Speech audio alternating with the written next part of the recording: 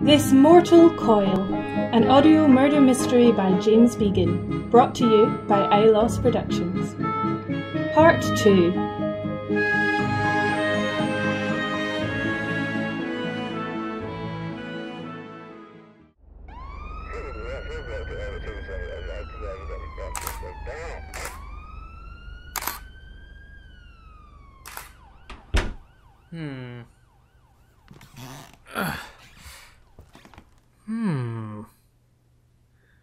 So then, just what have we got here? It's a sword, boss. Yeah, I can see that, Sergeant. It's sticking out of his midriff. I meant more generally. Oh, more general, right. Well then he's dead, boss. No! The big picture. The one down there? I think that's part of the set. Yes. Thank you, Sergeant. You may go now. Excuse me. Sorry, can I get through there, please? Sorry, ma'am, I must ask you to stand back from the crime scene. Like hell I will. And what is that smell? Look, nobody's told us anything downstairs. We've just been sat there waiting and... Bailey, is that you? I mean, it definitely is, but it's always polite to ask. Elissa! What on earth are you doing here? I'm in the play. Part of the troupe. Treading the boards and whatnot. Keeping the old dream alive then, eh? Bit of a poor choice of language, given Paul's corpse over there. Seems so. Do you two know each other then? No, we're just engaging in a bit of short-form improv. Elissa here and I were at drama school together. I didn't know you were a dramatist, boss. The term is actor, Sergeant. We did Hamlet together.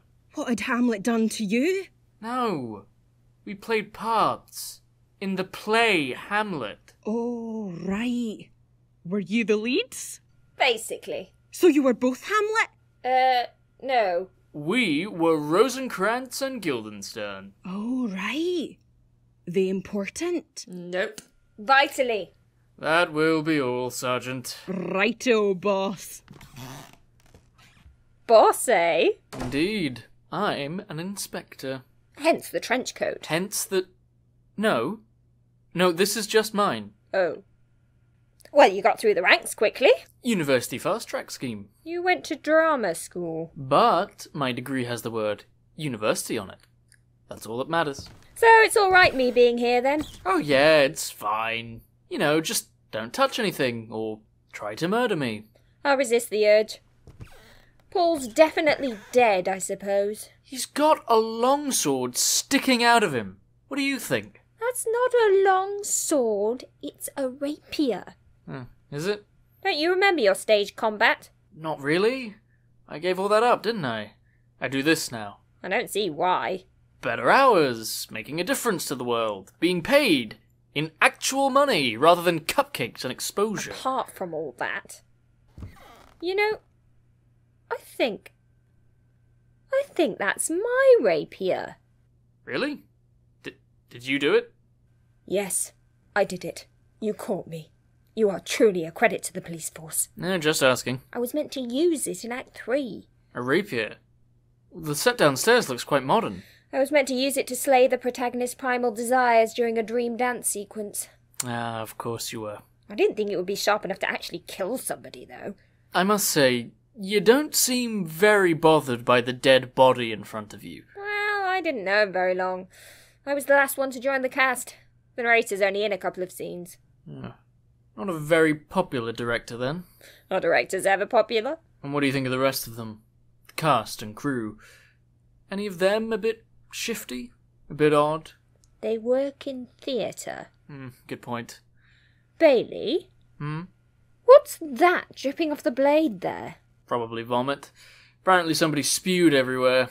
Stinking out the place. No, it's not vomit. But that can't be blood. The red's too bright. Unless he's a goblin, which I wouldn't put past Paul. I don't know. Let me get my gloves on and I'll take a quick sample.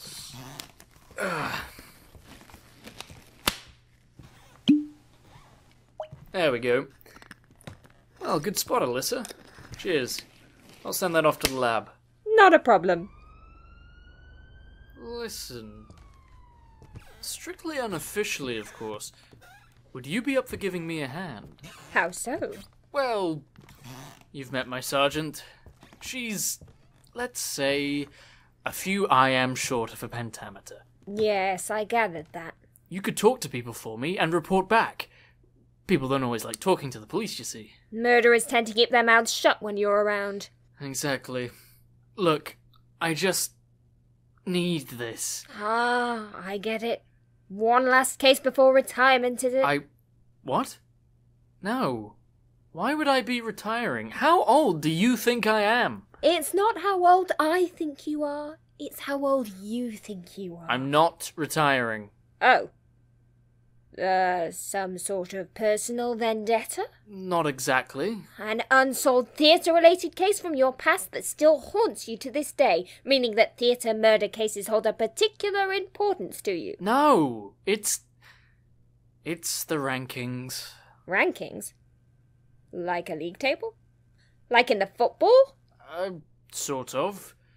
Anyway, I haven't cracked a lot of cases recently, and I'm hovering towards the bottom of the table, and I might end up in the relegation zone based on goal difference? Be demoted and sent somewhere else. That's basically what I said. I don't want to be a police constable in Stoke, Elissa. I was in theatre once. I just couldn't survive. Well, all right, I guess. But what? What's in it for me? A feeling of civic pride. The thrill of the chase. A packet of Jammie Dodgers? I'm in. I will risk it for the biscuit. Risk what? Are you sure there's no, catastrophic legal problems that might hinder the case or anything like that if I get involved? Nah. It'll be fine. Probably. Ah, Inspector. Are you done upstairs? Yes. Sorry, did we meet earlier? No, I just assumed you were the inspector. You've got the trench coat. It's just my coat. Sergeant. Yes, boss? Run this to the lab for me. On it, like a car bonnet. Just a little joke there. Yes. Thank you, Sergeant. Gosh, I can see why Bailey needs my help. The levels of quipping around here are astonishingly average. You are, madam? Beth, the theatre manager, and the owner too, as it happens. So, all this belongs to you, then? Yes, indeed. The Pandemonium and Harmonium Auditorium is all mine. Say that 5 times fast. Pandemonium and Harmonium Auditorium. Pandemonium and Harmonium Auditorium. Pandemonium and Harmonium Auditorium. I suppose we can't continue the dress run. Bit difficult to do that without the director, don't you think? You'd be surprised. Not to sound callous, of course. Plutonium, Harmonium... Wait, hang on, is she being suspicious? At this point, the show basically runs itself. You know, actors turn up, say lines in the right order, and away we go. Hey, there's more to it than that. Sometimes you have to move as well. Very interesting design, this building. Having the box office here by a huge front door leading to the street, with 2 staircases on opposite sides leading upstairs. Very interesting. Very interesting. In this case, meaning massively problematic. Very easy to get upstairs without being seen. Oh my god, I just saw the company Facebook update. Beth, I am so terribly sorry.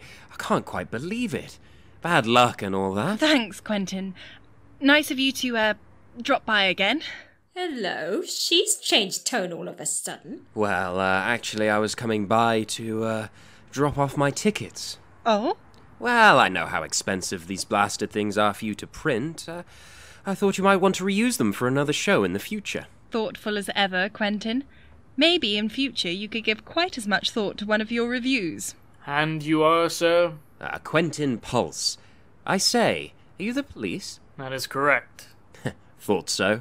Trenchcoat gives it away. Well, it's just my regular wardrobe. Quentin reviews for one of the local websites. Soon hopefully making the leap to print as well. Which publication? Fingers on the Pulse.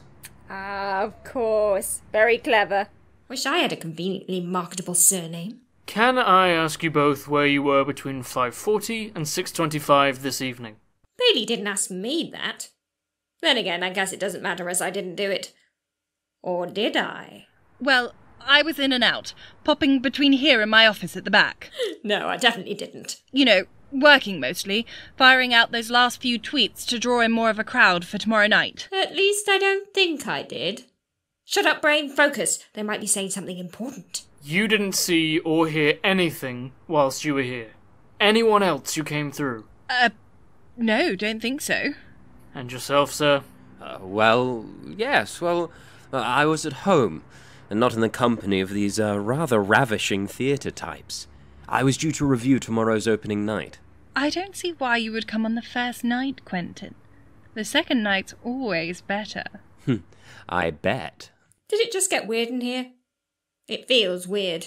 With that in mind, you'd better keep those tickets. Sorry? I thought the show was cancelled. Tomorrow's show is cancelled, of course, out of respect. But the others, I think, should go ahead. What? If that's okay with you, Inspector. Well, if we've had time to sweep the place, and I suppose if you're not intending to use the rafters area, it should be okay. There's the mournful angel scene in Act 2. Well, Holly can just reblock it, can't she? Beth, I've heard the show must go on, but this is a bit much. It's what Paul would have wanted. He sank a lot of time and effort into this show. And you've sank a lot of money. Now, if that's all, Inspector, I need to update the Instagram story. All right, Beth, but please don't go anywhere. Where exactly would I go? See you later, Quentin. Cheerio. I'm afraid she's rather desperate to keep the place afloat. Oh. Yes, theatre's in a bit of a bind. The last show went down like a lead balloon. To be honest, it absolutely deserved to. Worst adaptation of Twelfth Night I'd ever seen. Reimagined during the Wimbledon men's doubles final. If music be the food of 40 love, play on. Ugh. 1 star? 2. The lighting was pretty good. Well, thank you very much for your time, Mr. Pulse. Anything I can do to help. We'll be in touch. Intriguing. Really? What was intriguing? Dunno, really. But if I say it at the end of every interrogation, it'll look like I was on it when we figure out some passing comment was a crucial clue. You really want those biscuits, don't you? I really do. So, who's next on the interrogation list? That's not what it's called. It should be. It was your assistant director who found him, right? Holly. She seems like a good bet, if she's in the state to talk. Holly can handle anything. Gabriel was more messed up than her. He the one who puked everywhere. Understandably. Paul's his twin. Really? Intriguing. Hey, that's my thing. Sorry. Well, he's definitely one we should talk to. He's still here. Being well looked after. Neves occasionally patting him on the back and telling him to stop being such a wuss. Well, why don't I crack on with them then, and you go chat to the actors? They've already given their statements to my sergeant. Sure. We're not really mates or anything, though. Because we're vicious rivals in a struggle for dominance. It's fine. They're actors. Take them to the pub and buy them a drink. I'll tell you anything. How dare you? But also true. All right, I'll take them somewhere good. The second cheapest place I can find. Hello? Ah, Sergeant. Well, that was incredibly quick. What is it? Right. Thanks for that. Needs to be confirmed by the autopsy, but guess the probable cause of death. The massive sword sticking out of him? No. Well, not entirely. They tested the sample you pointed out. Gasp! Paul was a goblin all along. What? No. Apparently, he was poisoned. That was part 2 of This Mortal Coil, starring Sophie Harris as Elissa, Thomas Muggleston as Bailey, Jenny Quinn as Sergeant, Grace Gilbert as Beth, and Adam Butler as Quentin. Opening and closing credits read by Victoria Fairley. Written, directed and edited by James Beagon. Music by Jessica Kelly. And publicity design by Eleanor Dombre. This project was recorded in 2020 from different locations during the coronavirus lockdown.